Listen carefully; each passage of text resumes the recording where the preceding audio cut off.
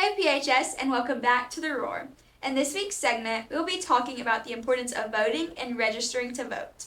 The presidential election is soon approaching, and so is the final date to register to vote. Voting is how we as citizens play such an important role in our government and our country's future.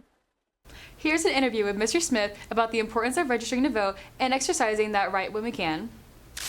Hey everybody, my name is Mr. Smith. I teach AP Government and Honors Government here at Prattville High School, and I've been tasked with trying to teach you and let you know how important it is for young people to vote. Now, I know that most of you high school students, really it's only going to be my seniors that will have the opportunity to vote. Hey, why is it important to vote? Really, you don't need me to tell you why it's important to vote. You really just need to look at the world outside of this school.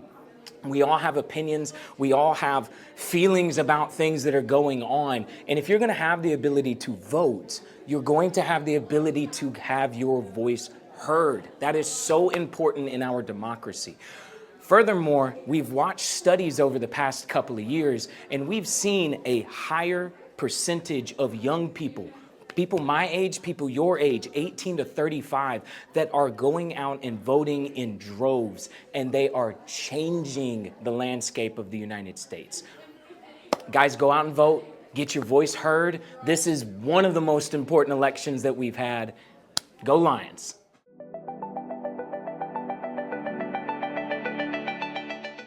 Down goes number 1 Alabama.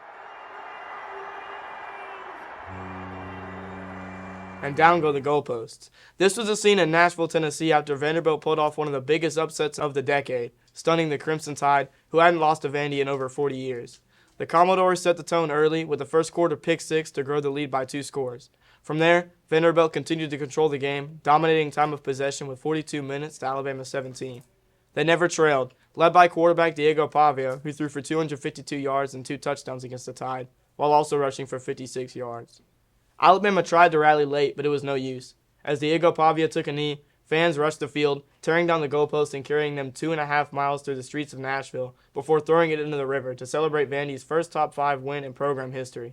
Final score, Alabama 35, Vanderbilt 40. We spoke with some Alabama fans to get their reactions to this stunning upset and what the future might look like under new head coach Kalen DeBoer.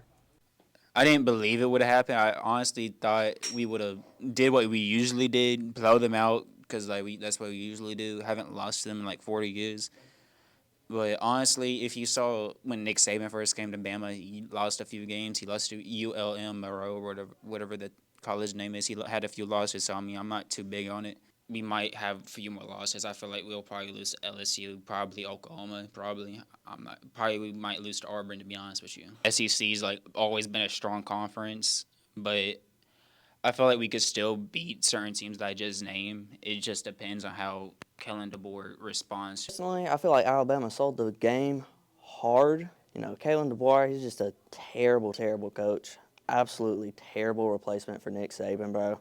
All I can hope for is that Kellen DeBoer, gets it together and actually, tries to use any of his experience as a coach to kind of get the team together and work good so that it can beat Auburn, which in my opinion is one of the worst teams in the SEC. If it's going to be anything like the Vanderbilt game, I feel like Alabama is probably going to be one of the worst teams in all of college football. One thing is for certain, the Nick Saban era is over at Alabama. This loss to Vanderbilt, a team Alabama has always dominated, marks a turning point.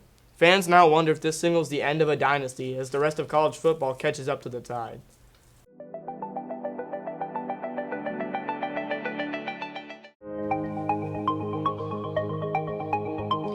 We are here today with Ms. Hardman, and we're going to ask her some questions. What do you do as a special education teacher?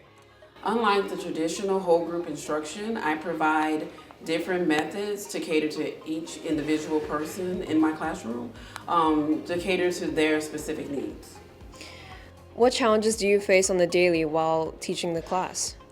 Some of the challenges I face would be scheduling. We do a lot of meetings throughout the year, and you have to ensure or make sure that you have every person on the team available. Another thing would be paperwork. It's a lot of paperwork that is entailed inside of the job that I do. So you have to make sure that you're organized, and that can sometimes be a challenge when you are trying to also, provide individual instruction to all of your students. What's a special memory that you hold while helping students? There's not one specific memory that I hold, but I think the biggest impact that I've had or have seen is being able to see my students able to go to colleges and programs that they can attend after they graduate. Okay, thank you so much. Thank you. So we are here with Coach Pittman today. He is a teacher of career prep and also a softball coach. We're going to ask him some questions today. Can we hear a deeper dive of what you do as a career prep teacher and as well as a softball coach? Yeah, as a career prep teacher, I think this class is very important. It teaches a lot of life skills. We get into talking a lot about what careers they're looking for down the line, what paths they can choose. We also look at teaching them everything from how to do a job interview to banking, budgeting, just a lot of life skills in general. So I think it's very, very important with that. And then with softball and with flag football, coaching two sports, you're still teaching every day. You're teaching the sport, you're teaching the skill. So I don't think you ever stop being a teacher. You're a teacher 24/7. Thank you. And what are the struggles of being, a teacher of two very important subjects? I think the biggest thing is just time management. A lot of people don't realize, you get here between 6:30 and 7 in the morning, and depending if you got a game or not or practice that day, you may not leave till 7:30, 8 o'clock at night. Sometimes we come back off the road and it's 10:30, 11 o'clock, and you're back up doing it again. So trying to manage both what you're doing in the classroom and make sure you're doing a good job there, but also being able to take care of your sport, set up your travel, set up meals for your team, and on top of that, coach them up and get them prepared to play the game as well. But what makes it all worth it? What type of memory do you have that keeps you going? I think for me, as far as a classroom, it's the kids that really get it. The kids that really may not necessarily like the particular subject or something, and found something that they got interested in, type of thing. I think that's really important on that. And then also on the field, just seeing the girls succeed, seeing them excel in what we teach them, and just being out there with them every day. It's just a passion and love that you have when you're a teacher and a coach. Thank you so much for this interview. So we are here with Miss Boyd today. We're going to ask her some questions. We're going to dive right into it. What inspired you to become a graduation coach? So I found myself helping homeroom students to the extent I was digging into their grades and trying to help them sort out all of their classes, not just mine. Word got out that I would do that help. It started progressing to all of my students, and then students were coming to me that I didn't even teach. And I found that I loved helping these students figure their way out to improve their grades and just figure out what success looked like for them.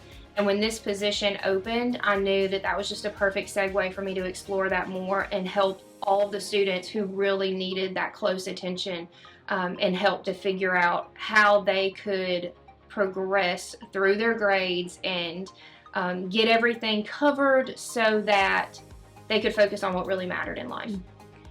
What were the struggles of becoming one? So I abandoned teaching English. I still help with essays here and there because I can't help myself. But there's a whole world that came with this position, including testing and coordinating intervention. And so as much as I had to go in college and learn all the English content and how to write and study the literature, when I got in this position, I had to learn all of these different worlds and figure out how to balance that with also continuing to help the students the way I wanted to and maintain relationships.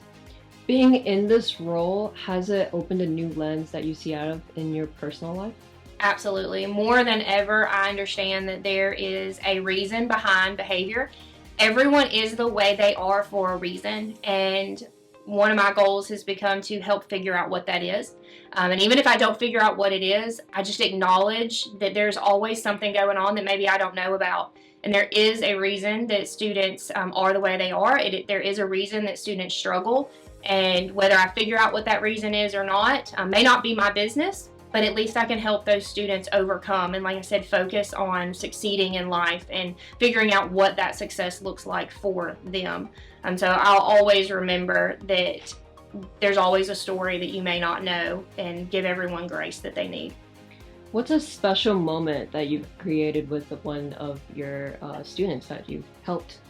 So I love when students come back to me knowing that I can help. I call students in a lot and make them very uncomfortable, but they realize I'm here to help. So it really makes my heart happy when they come to me for that help and I don't have to seek them out.